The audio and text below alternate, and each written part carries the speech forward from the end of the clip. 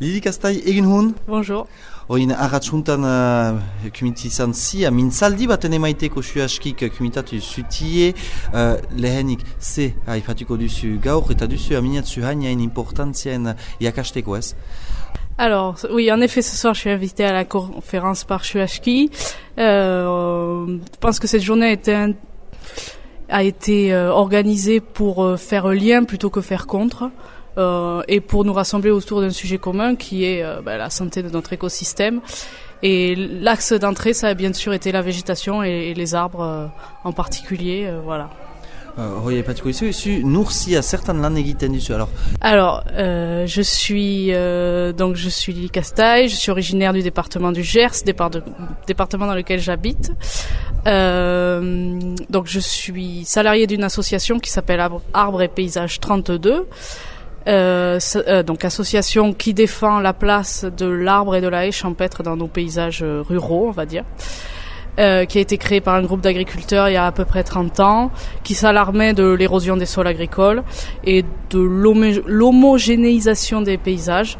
Et donc ils ont voulu remettre l'arbre et la haie champêtre au cœur des sujets, et cette association, son activité principale, en tout cas son activité historique, ça a été la plantation de haies, la replantation de haies dans les paysages agricoles. Patzen aldizugu, sohuen bazte edo sohuen mugatzeko jabilik dutzu zerrariak eguta habo, zer da ezberdintasuna zerrariak eta bestien artin? Alors, donc la haie a été utilisée comme délimitation. Alors dans le Gers, on n'a pas trop de barrières puisqu'on n'a plus d'élevage, malheureusement. C'est beaucoup de grandes cultures maintenant, voire de vignes dans une certaine partie.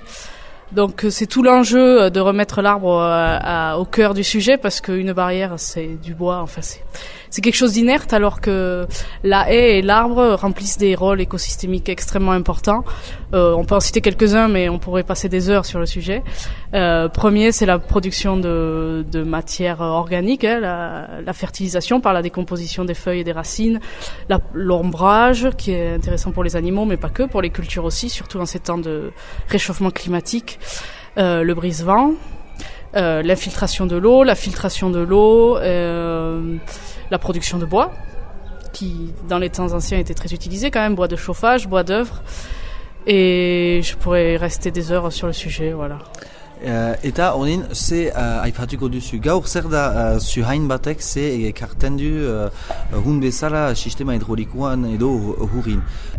Oui, donc la conférence de ce soir va tourner autour du rôle de la végétation dans l'eau, enfin dans le cycle de l'eau, on va dire, pour être plus précis. On a tendance à oublier que 70% des échanges continentaux dans le cycle de l'eau, donc pas ce qui se passe au-dessus de l'océan avec l'évaporation de l'eau de mer, mais plutôt ce qui se passe dans les terres, 70% c'est du fait de la végétation. Donc toute la condensation, les brumes, les brouillards, même certaines précipitations sont liées à cette végétation qui transpire l'eau provenant des sols. Et donc il faut voir l'arbre et la végétation comme des grands systèmes de pompage qui font circuler l'eau entre l'atmosphère et le sol. S'il n'y avait pas d'arbres et pas de végétation qui transpire cette eau, on serait dans des climats qui seraient beaucoup plus désertiques. On peut l'observer par exemple sur l'île de Pâques. L'île de Pâques, c'était une île verdoyante et les habitants ont coupé tous les arbres, et aujourd'hui c'est un immense désert où plus rien ne pousse. Lantaien importantzia, zer gaiten ahal la jente sumaitek mustu nahi balin badi edo musten ahaldea batzin den zuhain bat sobeakin hola edo zerbait pentsatu behar da lehenago? Disons que jusqu'à présent, et surtout je pense ici au Pays Basque et un peu partout en France, on est quand même assez gâté par la nature. Il y a beaucoup de végétation, il y avait beaucoup d'humidité, il y avait beaucoup de précipitations, on avait un climat qui était favorable. Aujourd'hui, on observe des changements à l'échelle planétaire qui vont nous toucher, et c'est sûr que maintenant la moindre ombre, le moindre bénéfice va devenir important quand on passe des étés à 40 degrés. Hein.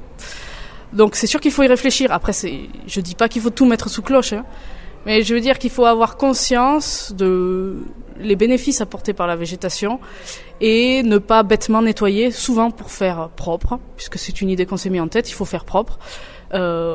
Mon collègue résume ça très bien. C'est un propre qui coûte inutilement cher. Il coûte cher à la société.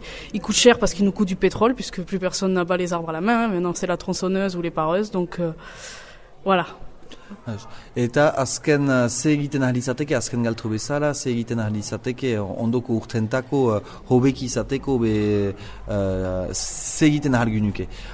La question est complexe parce qu'on voit que c'est systémique, donc il y a plusieurs facteurs qui font qu'on en est là aujourd'hui. Je pense qu'un des gros facteurs, c'est le fait qu'il n'y a plus personne dans les campagnes, aussi peu. Tellement peu de gens s'installent en agriculture que les agriculteurs doivent gérer toujours de plus grosses surfaces et toujours moins de main-d'œuvre pour le faire. Mais je pense que l'un des plus gros leviers dont on a peu conscience, c'est la régénération naturelle, qui est juste le fait de laisser pousser aux endroits qu'on utilise peu, aux endroits peu productifs ou aux endroits qui pourraient permettre ce type d'usage. Donc laisser pousser, laisser la nature se régénérer, qu'elle remette des arbres en fait qui proviennent des glands ou des graines qui viennent des arbres d'à côté, donc qui sont par nature adaptés. Et ça ne coûte rien, ni en carbone, ni en argent. Eskerrik hanitz. Mil esker.